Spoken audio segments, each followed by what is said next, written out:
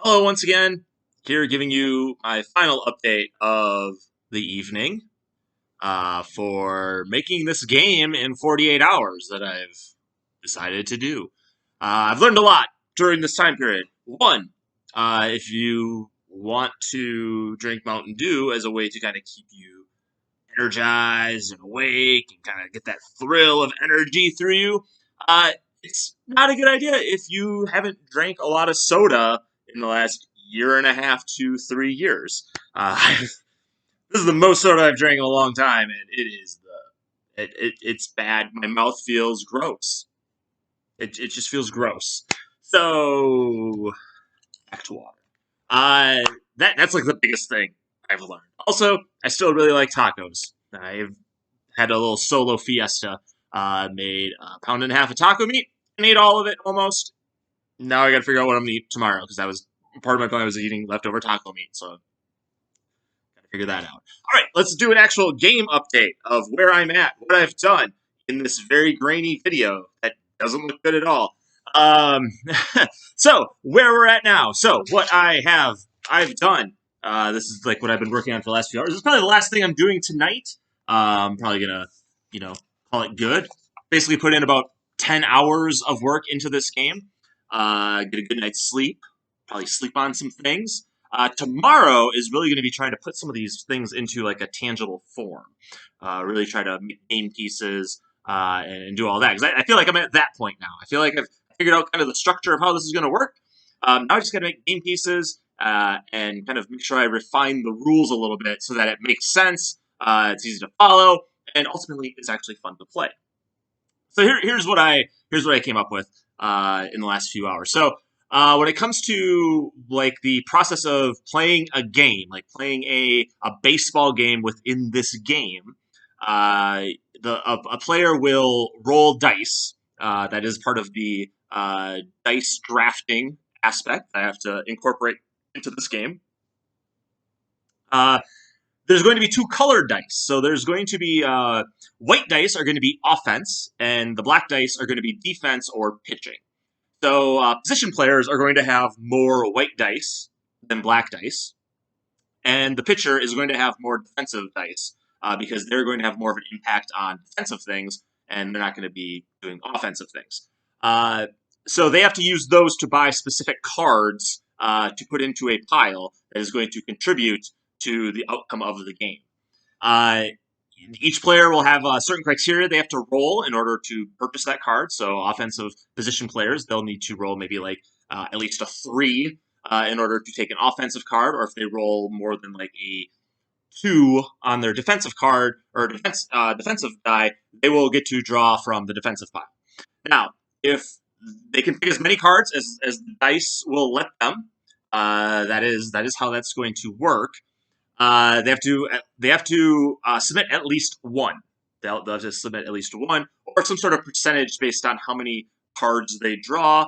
Another thing is going to be looking at cards. I got to figure that out a little bit too. But I feel like just getting the mechanics part of this is what is the main thing right now. So you draw one of those cards. It might be a good outcome. It might be a bad outcome. But you get to secretly submit that into the pile so that you can uh, it's a little bit more anonymous. No one can accuse you. But if people kind of start figuring out you're trying to blow these games, or once you get into the later parts, knowing what people are submitting, that is going to play a bigger part in it. Now, if you can't buy a card with any of the dice, that is going to be that's going to penalize you in the overall total. So if you have an offensive dice, that's a 1. That's not going to do you any good. That's going to go into that's going to be a strikeout. And if you have so many strikeouts, you won't meet a criteria to win the game. And in some cases, it might cause you other parts of the game to not work as well, or not work out well for you. Defensively, those would be hits. So if you aren't using your defensive dice, the number on that die is how many hits you're giving up. And the more hits you're giving up, the more runs you'll give up, which will make that criteria harder to get as well. So that's how you're going to submit cards and kind of dictate what is going to happen in the baseball game. Now, when it comes to if you're going to win or lose that game, there are going to be cards that are going to have criteria on them that is going to tell you what you need to hit in order to win that game. The number one thing, criteria that you almost have to hit in every situation is the number of runs. You have to get a greater amount of runs than the card states, which will essentially be what your opponents score. Those runs will be in the cards that you're drafting from the dice you're selling. That number can be adjusted. I'll explain that a little bit later. Strikeouts. You can't have too many strikeouts. If you have too many strikeouts, you're not going to win the game. That will have a hindrance. It's just part of the criteria for winning the game. So it's one of those things where it's like, yeah, you can score a lot of runs, but if you're striking out, you're probably not getting a lot of opportunities anyway. But it's about having kind of a full game. That's some of the things I'm kind of working out here. Errors. So if you have a lot of errors, you're going to give up a lot of runs, which is going to impact your game as well. And then walks. Don't let extra people on base. That's going to be more of a pitching stat. And then there's going to be other stipulations on the card. Now, these are things that when you add them up in the piles that you're building, can add runs to your total. So one of the things I was thinking about is if you give up so many more hits, if you give up X amount of hits or more, that's going to add a run to the criteria. So the run threshold might be 5. You got to score more than 5. But if you give up more than X amount of hits, that number goes up to 6. So like if you have to score more than 5 runs, but you give up 11 hits in your pile, that means you have to gain more than 6 runs. And then if it's a tie, that we'll figure out that later. And then you can also find ways to reduce the number of runs that is on that card. That is through double plays that are in the pile. That is one of the things. If you give up less than the amount of hits, so let's say the criteria to win is you have to score more than 5 runs. But if you only give up 4 hits, then you have 4 runs is like the most. I'm going to figure out how all that works too, but these are the mechanics. Like I said, just trying to get these figured out. And then like a 1-2-3 inning. So I'm going to have that as a defensive thing in there as well. If you have like 2 1-2-3 innings, that's going to lower the number of runs that you need to accumulate as well to win the game. You won't have to score as many. So it's kind of a lot, but it's making sense up here, and I think that's what matters right now. Once I get it all kind of put together, I think we'll be in a good spot. Talking this out and putting it into a video and kind of documenting it, it's making me wonder about some of these other criteria and maybe just making this a run-based thing where strikeouts, errors, and everything like that will impact the number you need to get. If you have strikeouts, the number of times you strike out, it's going to make it harder for you to, score runs. So it might make it harder for you to accumulate that number. So you might have to make that number higher. And errors would do the same thing. Errors will increase the thing. So I'm thinking that I might have to adjust that a little bit, or maybe more criteria are coming up in this thing, and I think that's where this is going to go now. So with that being said, the other thing I adjusted to and have worked on is the kind of the track as the series progresses. More powers kind of come about into the game now. So part of it was, you need 0 to 1 wins. You would have to hit 2 of the criteria on here. But now that I'm thinking about just maybe runs as the criteria, now I think it's like, what are the stipulations that adjust that number? So there will probably be, probably going to be 2 to 4 criteria on here. And it's going to be, or I can just do early stage games, late stage games that have more criteria on them. And that's what's going to impact the game more. So that's going to be part of it as well. Now that I'm thinking about this, runs is going to be the criteria. You got to get an X amount of runs, and there's going to be things underneath that are going to impact whether you get those runs or not, and that's going to be through your gameplay.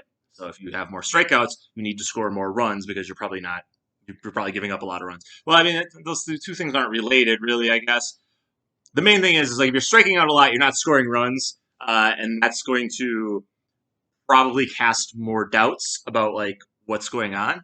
And maybe that's like a rule I put in there about the person who's trying to throw the series is when you have cards, you have to put in strikeouts. Like that's almost like a clue. It's like, hey, there's a lot of strikeouts going on in here. Then people have to kind of suss that out a little bit. kind of hard to. What's it? It's kind of hard, if you're watching a game, you would see who's doing all of these things, and this is kind of supposed to be a secret identity thing. I think the main thing we're trying to uh, really capture is the unknown of like, are you actually doing this because you are not having a good game, or are you doing this because you are intentionally trying to do this? So I think that's what we're trying to simulate by having like a blind entrance of cards into a pile of like game situations.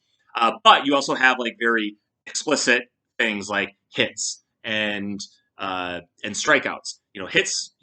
You can easily explain a hit being like, well, I just couldn't get to the play, or oh, I was just slow. I guess I didn't make it. And strikeouts are the same thing. You can look at a pitch that is right down the middle and be like, I guess I was fooled on that one. Or you're swinging, you're being aggressive, trying to put the ball in play, and you just have a pitcher that's outdoing you. It's hard to kind of justify those things, but if you know you're actually throwing the game, you have to say, there's like, hey, it's just bad luck. I got these cards that said I was in this situation. That's what I had to do.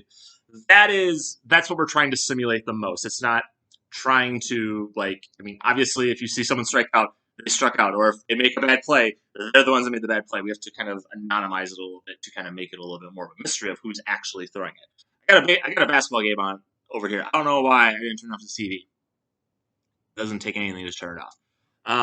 But that is where I'm at with this game. Those are the things that I think I've made a lot of progress, and now that I've kind of spoken this outwardly into a camera, now I know more about like how this win condition thing's going to work. It's going to be runs with variance based on these factors, and there's probably going to be a progression as the games progress. So with 0 to 1 wins, there'll be a pile of cards like these are your criteria for 0 to 1 1 wins. This is your criteria when you have 2 to 3, and this is your criteria for 4. So there's a lot less room for error because of what's getting put in there, and it kind of progresses the game. It also would probably be a really good way of people learning how the rules work and learn how to just like know what to put into the pile, and knowing that that's what's going to probably do you in. The other thing I was thinking about is like, do you show the criteria before the game would begin? And I think that's something I'm gonna probably have to play test a little bit, because I was thinking that might be part of like when you have losses, like that could be a thing that comes up later. So if you have like 3 losses, you get to know what the criteria is. So people will know like what they're throwing in there could be bad. But the other thing about it too is like, well, you're just going to do it because you know that's what your card is going to be. A lot of things are going to be on those cards. A lot of them are going to be things that won't help anybody. You're just putting them in there, and they're not gonna hurt you. They're not gonna help you. But by not having something that's productive on there, that's probably going to be a problem as well. And that could come up as a criteria as well. So that's what I got. That is that's what I've kind of come up with in the last few hours, or kind of refined a little bit more, as it were. So if you watch this whole thing, that's amazing. Good for you. A few years ago, they wouldn't even let you post a video this long on YouTube, but that's how it works. So everything's still in the book. I think that's where I'm gonna kind of like just kind of recharge for the night. I'll still probably be thinking a lot about it, but I'm not going to be actively thinking. But yeah, it's been fun so far. And hopefully tomorrow I have more like tangible game pieces I can start showing you in front of the camera, like so, and like that, and like that. You can't see the arm motion that brings it up, but that's what I'll be trying to do. I'll be tomorrow. Probably have to look at some stats, figure out like what the probability and like all the things that happened in 1919 baseball happened. But that's for tomorrow to figure out. So thank you guys for watching. I'll have more updates tomorrow, and have a good night.